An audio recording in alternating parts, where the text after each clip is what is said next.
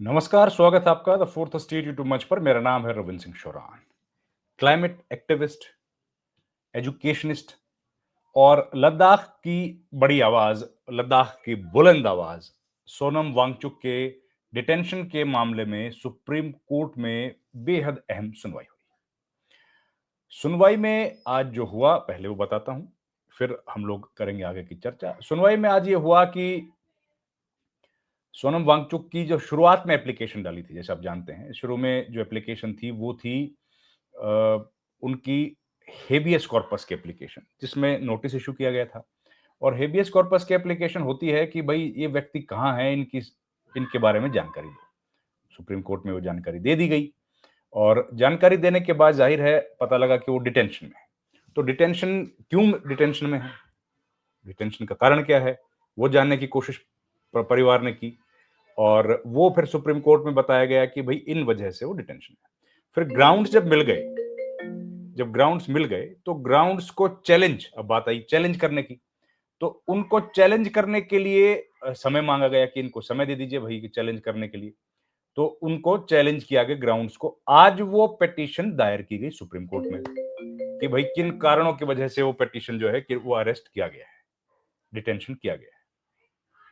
अब सवाल ये है, आज क्या हुआ? आज ये हुआ कि जो डिटेंशन को चैलेंज करने की ग्राउंड्स थे, उसको आज सुप्रीम कोर्ट ने नोटिस भेजा है लद्दाख प्रशासन और केंद्र सरकार को। क्या बोला है कि भाई आप बताइए कि क्यों इनको डिटेन किया गया है, उसके ग्राउंड्स क्या है, ये है। और 1 सप्ताह, 10 दिन में जवाब दे दीजिए आप उसका, और 1 सप्ताह का वक्त दिया है कि अगर कोई काट उसका काउंटर करना हो तो वो काउंटर करने के लिए भी समय दिया गया है। ये हुआ है आज का। और 24 नवंबर को अगली तारीख इस मामले पर होगी। 24 नवंबर को इस मामले की अगली सुनवाई है। कौन? 24 नवंबर को अगली सुनवाई होगी इस मामले की। तो आज सुप्रीम कोर्ट में मुख्य तौर पर यह हुआ, कह सकते हैं कि सुनवाई टल गई। लेकिन इसमें और जो डेवलपमेंट हुई है वो मैं आपको एक बार बताऊं।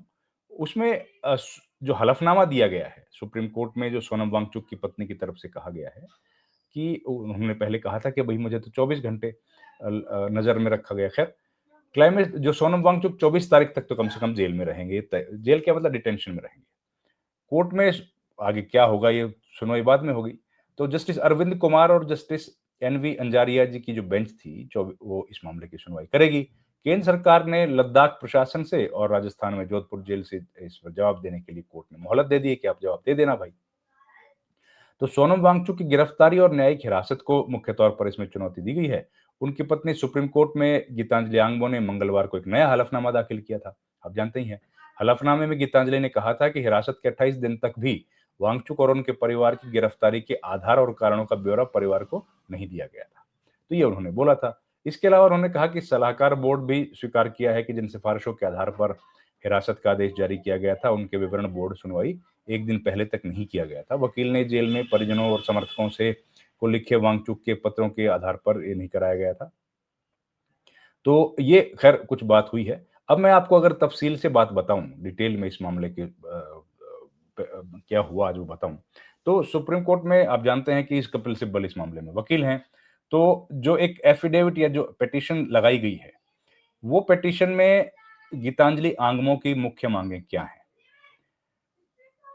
एक तो यह है कि application seeking addition of grounds to challenge his detention. Angmo ने रेफर किया कि to a series of actions taken against Wangchuk before his arrest, कि उनके जो डिटेंशन किया गया था उसके पहले एक सीरीज ऑफ एक्शंस थे जो सरकार ने लिए थे, जिसमें फॉरेन फंडिंग जो सर्टिफिकेट था, एफआरसी जिसको बोलते हैं, उनकी एनजीओ का कैंसिल करना।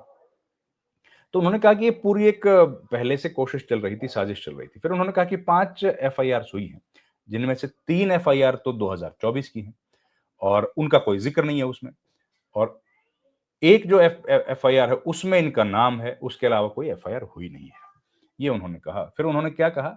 It is wholly preposterous that over 3 decades of being recognized at the state, national, international levels for his contribution at the grassroots education, innovation, and environmental conservation in Ladakh and across India, Sonam Wangchuk would suddenly be targeted.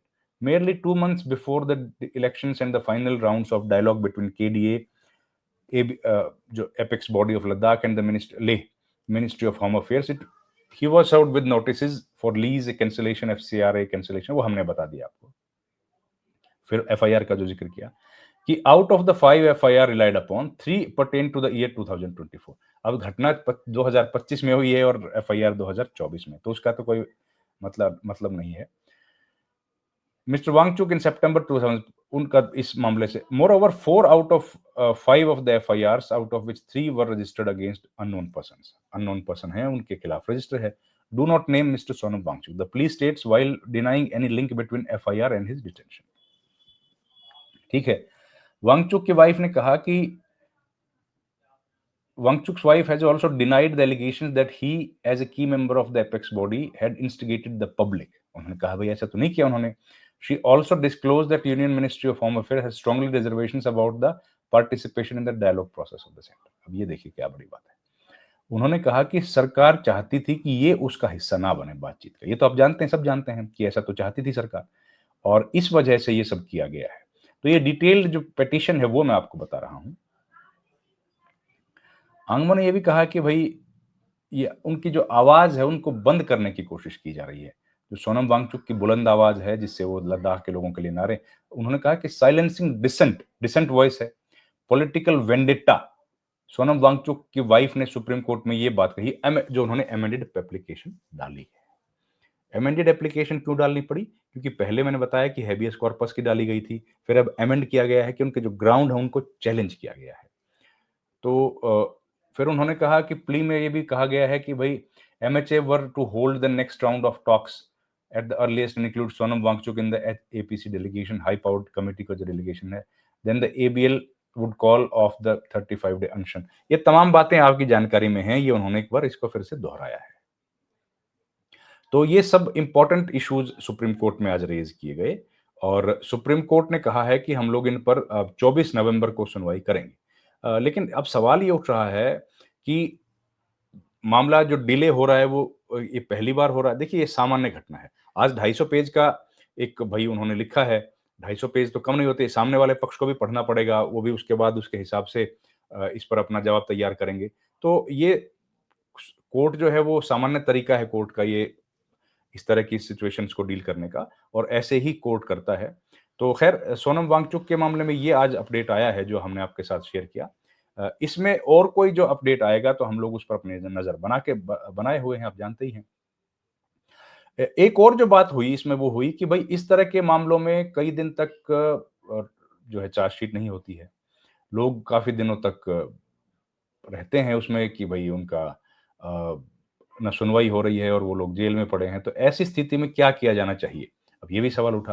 तो इसमें supreme court की तरफ से कहा गया कि भई आप हमारी मदद कीजिए। हम लोग इस पर एक गाइडलाइंस बनाना चाहते हैं और इसके लिए सुप्रीम कोर्ट ने मदद माँगी है कपिल सिब्बल की।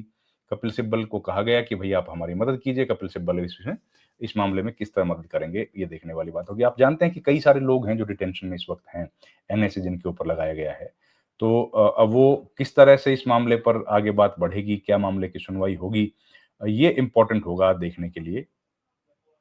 अभी तो आज जो हुआ वो इतना ही था जो हमने आपके साथ शेयर किया। अब इस पूरी घटनाक्रम आप जानते हैं कि सोनम वांगचुक अनशन पर थे।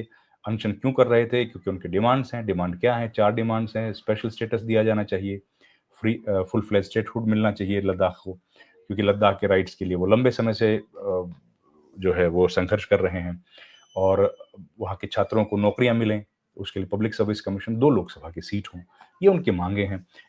इन मांगों को लेकर एक बैठक अभी उनकी अरेस्ट या उनके डिटेंशन के बाद हुई है। उसमें लद्दाख के जो लोग हैं उन्होंने ये मांग उठाई कि भाई सोनम वांगचुक को रिहा करो, बाकी लोगों को भी रिहा करो। तो अभी उस पर कोई सरकार ने फैसला नहीं किया है। अब इसके आगे जो है सोनम वांगचुक इस संघर्ष को किस तरीके से जारी रखेंगे। सोनम वांगचुक की पत्नी ने गीतांजलि आंगमो ने ये भी कहा था कि जब वो जोधपुर जेल गई उनसे मिलने के लिए तो उन पर नजर रखी गई, उनको बात करने नहीं दिया गया, और जब बातचीत वो अपने पति सोनम वांगचुक से कर रही थी तब 2 अधिकारी वो आईबी के थे, लोकल पुलिस के थे, वो लगातार उनके इतना नजदीक खड़े रहे कि वो ठीक से बात नहीं कर पाए। नोट्स भी जो एक्सचेंज किए गए, उनकी पिक्चर्स ली गई, उनकी फोटो ली गई, और एयरपोर्ट से ही उनको अपनी गाड़ी में बिठा लिया गया और उनको पूछा गया कि भाई कहाँ रुकेंगे, कितनी देर के लिए आप यहाँ पर आई हैं, और उसके बाद उनको रेलवे स्टेशन उनको छोड़ दिया गया। ये सब बातें उन्होंने बताई थी। खैर, अब इस मामले पर 24 नवंबर को अगली सुनवाई होगी, डिटेल्स में उस पर आपको सामने हम लोग तफ़सील से इन्फॉर्मेशन लेके आएँगे। आपसे रिक्वेस्ट है हमारे चैनल को प्लीज़ लाइक, शेयर और सब्सक्राइब ज़रूर कीजिए और अगर आप हमारी आर्थिक सहायता करना चाहते हैं, तो हमारे चैनल को जॉइन भी कर सकते हैं। आपका बहुत-बहुत धन्यवाद। Thank you very much.